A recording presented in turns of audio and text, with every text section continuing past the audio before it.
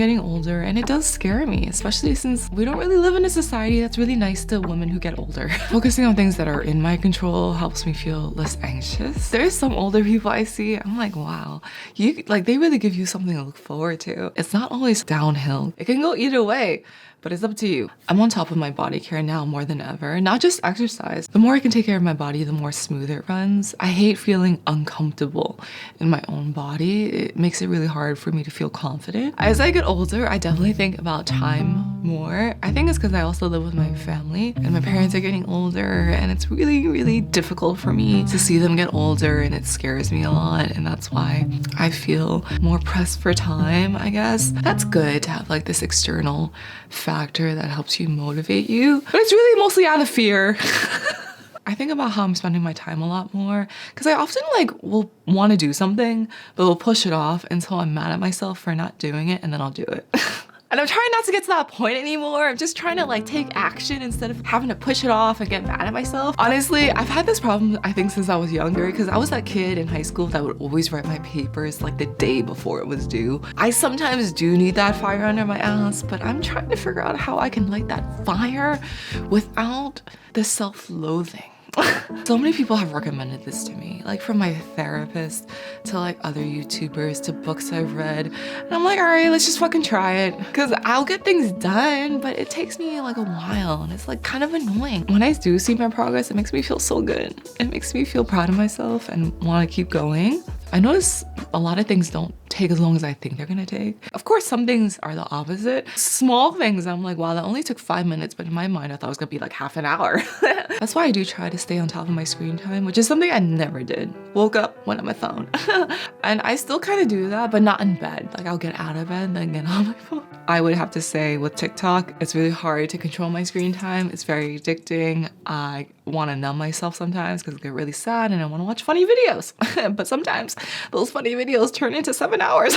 It really messes with my focus, and it's so hard to sit down and edit a video because editing a video is really tedious and boring in the beginning. So of course I don't want to do that. It just was really messing with my work, and to see how much time I spent on my phone instead of doing the thing that I've been really wanting to do makes me really sad. This hardware is getting in the way of my creative abilities. I also noticed I like my phone and the apps even more the less I check it. Because the more I'm on it, the less fun I have. It also sets things back in my life because I'll be on my phone and then before I know it, I don't have that much time left, so there's only so much I can do for that day, and then I have to do it the next day.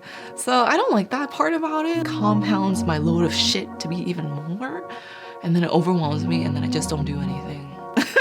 I've journaled here and there when I was younger, but not like this. This is the most consistent I've ever been in my life. I've been doing it for over 2 years now. I started mostly because of the Artist's Way. It's supposed to help with your creativity, and I need all the help I can get because no one ever taught me anything about anything creative, which is why it took me so long to figure out what I wanted to do. I never had examples of it growing up anywhere in my life. Mostly, I noticed an improvement on managing my emotions, not taking it out on other people, and instead taking it out on my journal. I only do 1 page, so it's easy to kind of power through. A lot of people don't want to go out of their way to learn, so it can really set you apart if you do. It can give you a lot of leverage. If you're trying to figure out a new path in your life, learning is literally one of the easiest ways to help you do that, because you can't really build a new path without learning new things, because the things that you already know led you to the life you already have. But if you don't like that life, you gotta have to do new things.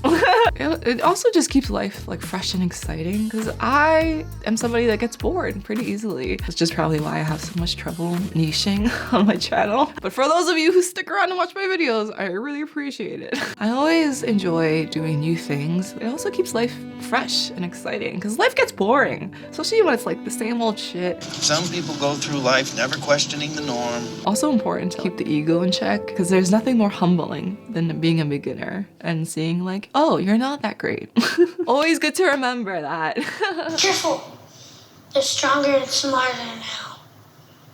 So do we. I've made more recipes in my 30s than I did in my whole entire life, which is pretty cool and exciting because I've learned how to make some really good stuff. I noticed there's a big difference in how I feel in my mood from the things that I eat, which is why I do like to go out of my way to cook. I like homemade food, and as someone who eats mostly vegetarian, I don't like paying for vegetarian food sometimes because it's really overpriced and they use like crappy vegetables, peas and carrots. Like, I don't want to eat that.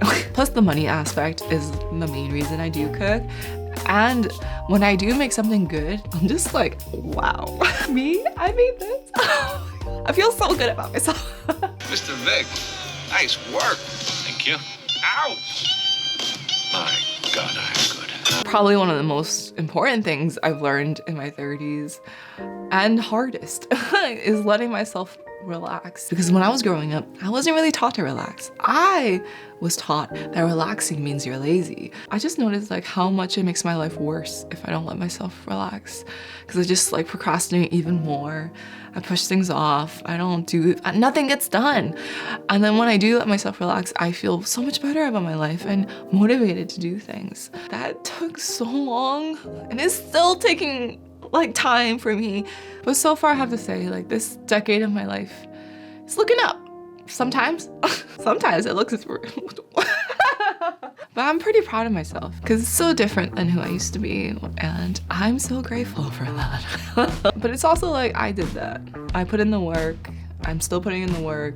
Pretty sure always gonna have to put in the work. It really does take time, especially to like unlearn habits of yours and to create new, better habits. That takes a while. Like you think it sounds like, oh yeah, I'll do that tomorrow. I like keep on doing that for the rest of my life. But no, it doesn't really work that way. I've noticed the more I rush myself, the less things get done. And if they do get done, it's not done well. Especially if you're taking small steps every day to be like a little bit better. Not even like a lot, just a little bit. That's all you need. I am ready. You are getting the new and improved me. Anyway, until next time, bye.